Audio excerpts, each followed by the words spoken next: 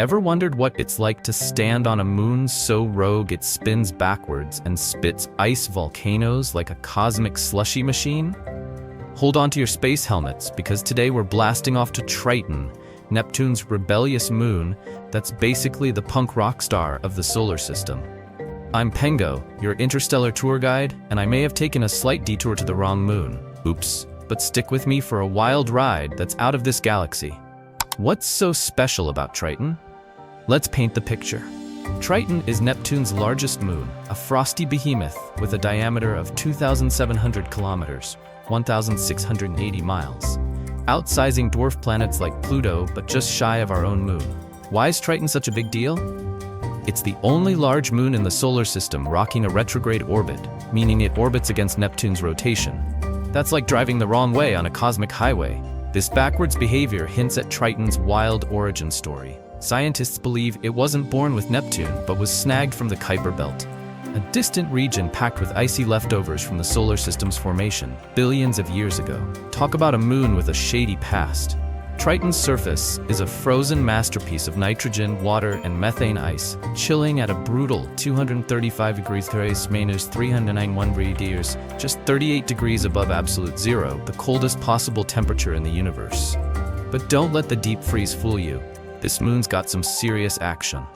Its cryovolcanoes erupt slushy mixtures of ice and vapor up to 8 kilometers, 5 miles into the sky, resurfacing the moon and keeping it looking fresh. Unlike Earth's fiery volcanoes, these are ice volcanoes, blasting out cryomagma, a mix of frozen nitrogen and water. And here's the juicy bit. Beneath that icy crust, scientists suspect a liquid water ocean that could potentially host life. Tiny microbes? Alien fish? Maybe even tritonic shrimp? The possibilities are out of this world. For context, Triton's unique characteristics make it a prime target for future missions. Its active geology and potential ocean place it alongside moons like Europa and Enceladus as key spots to search for extraterrestrial life. The Kuiper Belt origins also suggest Triton could hold clues about the early solar system, preserved in its icy layers like a cosmic time capsule. My cosmic mix-up. Alright, time for a confession. I meant to zip straight to Triton, but I totally botched the navigation and punched Titan, Saturn's moon, into the system. Classic Pengo move. Titan and Triton sound like moon cousins, but they're worlds apart. Literally. Titan orbits Saturn, 1.4 billion kilometers, 870 million miles from the Sun, while Triton hangs out with Neptune, a distant 4.5 billion kilometers, 2.8 billion miles away.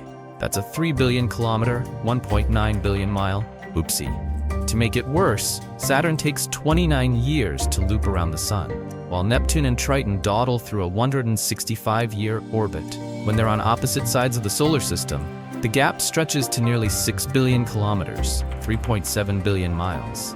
My navbot, Pengo, was not impressed with my mix-up. After a grueling 5-year journey to fix my mistake, thanks for nothing, Pengo, I finally reached Triton. This moon's orbit is tilted at a bonkers 157 degrees.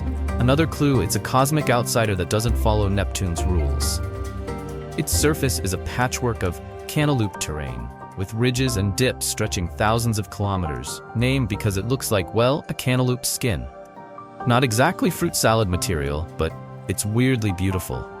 The cantaloupe terrain is thought to form from tectonic stresses and cryovolcanic activity, creating a cracked, melon-like pattern unique to Triton.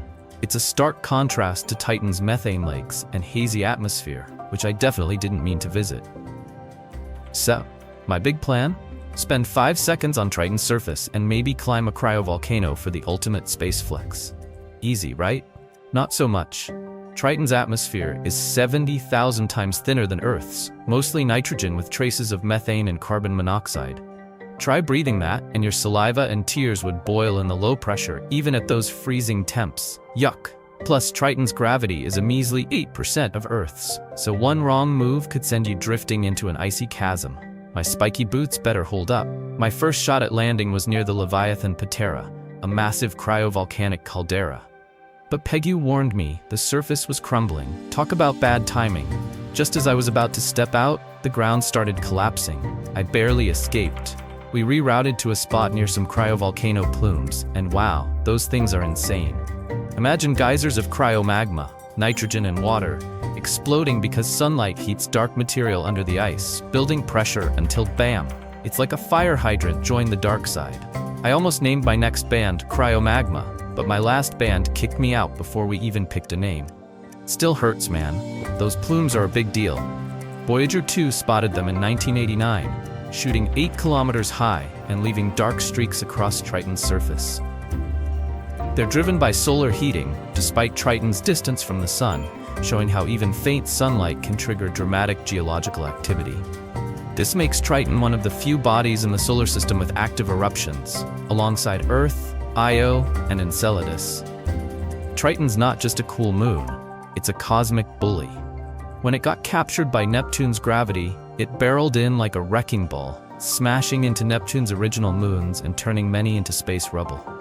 Triton makes up 99.7% of the mass of Neptune's 16 moons, totally dominating the scene. Compare that to Jupiter's 100 moons or Saturn's 274, and Neptune's moon crew is small but fierce. Triton's chaotic arrival likely warped or ejected most of Neptune's original moons, leaving it as the undisputed champ. Here's a wild twist. Triton and Pluto might be space twins. Both have similar mass, density, temperature, and nitrogen-rich surfaces. Pluto's got massive nitrogen ice glaciers and possibly an ocean, just like Triton. New Horizons' 2015 flyby of Pluto revealed heart-shaped nitrogen glaciers and signs of geological activity, mirroring Triton's dynamic surface. Could they share a Kuiper Belt origin? Maybe they're the Matthew McConaughey and Woody Harrelson of the solar system, best pals or secret siblings? We need a cosmic DNA test to know. That hidden ocean is the real game changer. If it's there, it's warmed by Triton's rocky metallic core, heated by natural radiation. Add in chemicals like carbon, hydrogen, and nitrogen, and you've got a recipe for life. Maybe microbes, or something crazier, like Tritonic killer whales. We've only visited Triton once, with Voyager 2 in 1989, which mapped 40% of its surface from 40,000 kilometers, 25,000 miles away. No smartphones, no filters, just grainy pics of a moon that's still full of mysteries. Triton's potential ocean is a hot topic in astrobiology. Like Europa, its subsurface water could harbor life, especially if hydrothermal vents exist on the ocean floor, mixing chemicals and energy. Future missions like NASA's proposed Trident aim to study Triton's plumes and surface to confirm the ocean's presence and search for biosignatures. After dodging collapsing ice and marveling at cryovolcano plumes, I nailed my 5 seconds on Triton. Was a 5-year trip worth it for a quick visit? Heck yeah. Triton's a moon that laughs in the face of rules. Backward orbit, ice volcanoes, and a maybe ocean that could hide alien life. It's proof the universe is packed with surprises, and sometimes you gotta take a wrong turn, sorry Titan, to find the right adventure. What's next for Pengo? I'm hooked on exploring. Maybe I'll drill through Triton's ice to find those alien shrimp, or summit a cryovolcano for the ultimate selfie. If you're as curious as me, keep chasing wonders, whether it's out in the cosmos or right here on Earth. Stay frosty, Pengo pals.